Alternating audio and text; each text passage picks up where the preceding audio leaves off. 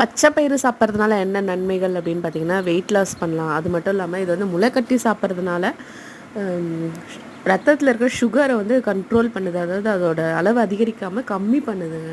அது மட்டும் இல்லாமல் தேவையான ப்ரோட்டீன்ஸ், விட்டமின்ஸ், நார்ச்சத்து எல்லாமே இதில் இருக்குது. நீங்கள் சாப்பிடலாம். அதாவது டெய்லி பச்சை பயிறு சாப்பிட்றதுக்கு பதிலாக ஒரு நாளைக்கு பச்சை பயிறு, ஒரு நாளைக்கு கம்பு, ஒரு நாளைக்கு சோளம், ஒரு 4-5 டப்பாவில் வாங்கி வச்சுட்டிங்கன்னா, இன்றைக்கி ஊற வச்சிங்க, இன்றைக்கி நைட்டு ஊற வச்சுட்டு காலையில் எடுத்து கட்டி வச்சிங்கன்னா அடுத்த நாள் காலையில் அது முளை விட்டுரும்.